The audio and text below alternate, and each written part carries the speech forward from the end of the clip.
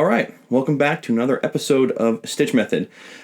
This lesson is going to be like one part of a series I'm going to do because learning how to end a solo, there's so many options. I mean, there's almost an unlimited amount of options into ending a solo. And so I'm going to do one at a time so that you could get the feel for it. And so before we begin, I want to let you know this isn't about the technical aspect of the guitar. This is more, about learning how to taste and feel what you want from your solo in real time as you process it. By practicing these different types of endings of solos, you'll get to decide in real time, like I said, which one you want to go to and whether or not the band wants to come with you or if you want to kind of control how it goes. So with that being said, we're going to talk today about what I call the bittersweet type solo, or coming back home to where we started, which is very, very, very effective, and you hear this, believe it or not, in tons of guitar solos, whether it's on your favorite recorded album or whether it's a live jam. So start listening to the solos and listen to the flow of it. And so the idea between this one is, the idea for this one is we're going to start on the note here. Volume always works. Jeez Louise. We're going to start on this note A. Now I have a backing track, we'll talk about it, but the whole entire idea is coming back home to this A. We're going to start here and end here. And before we get to the nitty gritty of it, what we got to do is we got to understand what really goes into a solo. A solo starts off, has a beginning, it will slowly climb to a peak, and then we're going to take that peak and come back home. So you want to practice this, over different backing tracks and different keys. Today's backing track is just an A chord to a D. That's it, over and over again. And my scale of choice to use is going to be just an A major pentatonic. Now I am going to be using a lot of the major never lost, which goes like this. So if you want to see that, I'll link it below. In case you haven't seen the Major Never Lost, I have a video on it that's a complete one in A, so I'm using it in A so you can see it. A couple things that you got to know before we get into this is first just the Major Never Lost in A, an A major pentatonic. You want to know the Form 1 box pentatonic. And also what you want to know is this is the Form 1. And this might get a little crazy for you folks here, but I think you can handle it, and if not, I'll link a video below for it. This is the Form 1. Behind it is the Form 5 box, the Form 4, and the root note here. And this would be the Form 3 here, but the reason I bring that up is sometimes you'll see, we're going to end our solo kind of around here, and you got to picture those boxes connecting so you can get back on your never lost train. And what I mean by that is, again, I should be doing this in real time, but if you're soloing up here and you want to get back to that note instead of just jumping, you need to be able to see how the boxes connect backwards as well.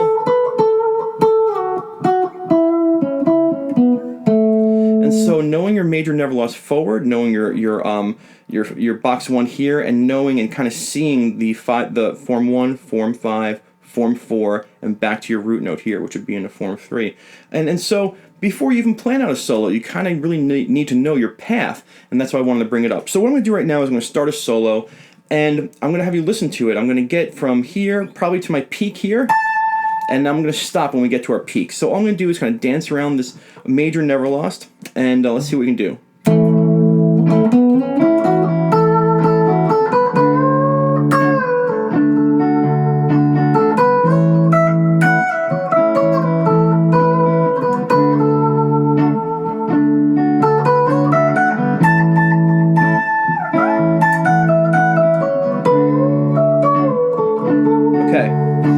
There, I kind of peaked out, and now I'm starting my journey back home. A nice short solo.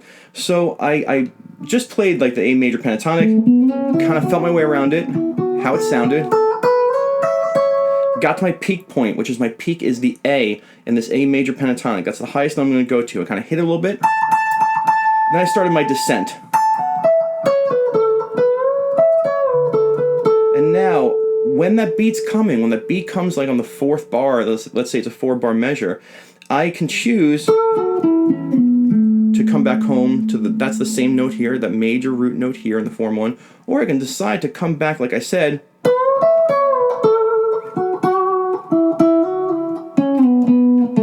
and come back home to that root note there.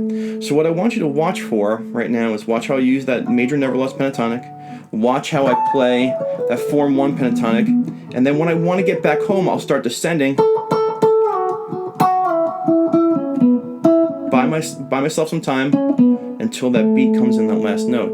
Now, the whole fundamental theory about what we're doing here is that the pentatonic always sounds good. So you want to practice with pentatonics just the concept of being able to start a note, get away from that note to a peak, and come back to that note. No reason right now to get into diatonic fills or modes or anything. You just want to get the concept down. So now let's see if I can execute my launch, my peak, and then my descent back down. And this is a great way to end a solo live when it's a nice slow song and it's a bittersweet type of sound. Let's see if we can get this.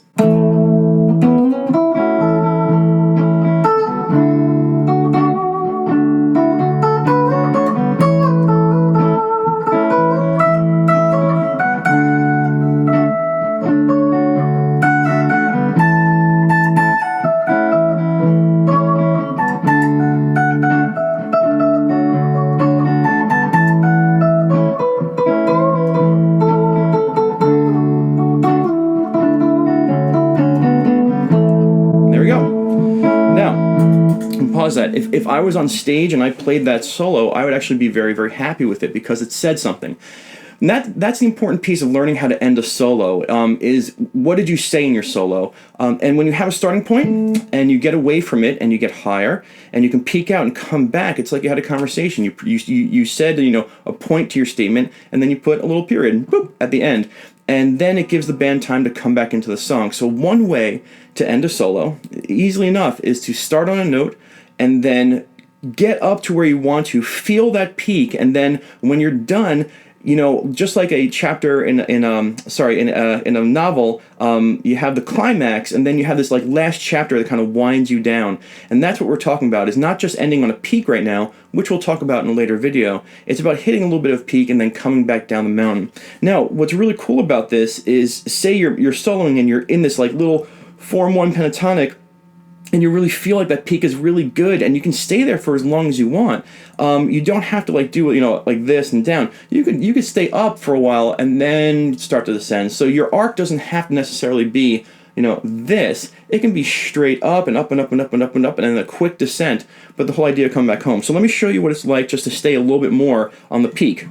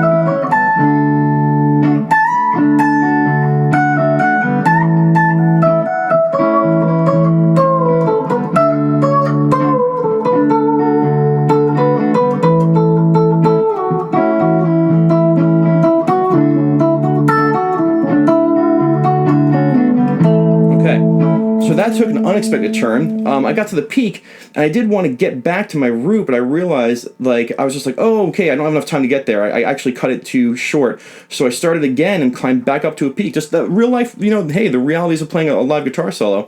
And so I came back up to the peak and realized where my beat was for that final moment to come back home. And, I'm going to keep that in because, again, when you're playing live, sometimes your intent of what you wanted to do gets thwarted by real-time events. And right there, I came to come back down, and I was like, I don't have enough time just to jump there. I don't want to jump there and just do that.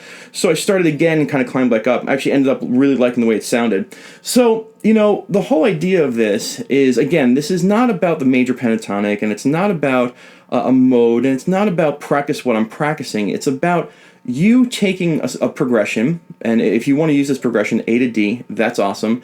And it's about starting someplace and then going further to a peak and then coming back home and ending and letting the song continue. So, whatever song you want, whatever jam you want, if you want to loop this, it's just A for 4 beats, D for 4 beats, A major, pentatonic up and down. Go have fun and see if you can say something by starting and then ending exactly where you started. Hope that made sense. Hope you enjoyed it. Quick little lesson from Stitch. Rock and roll. Bye-bye.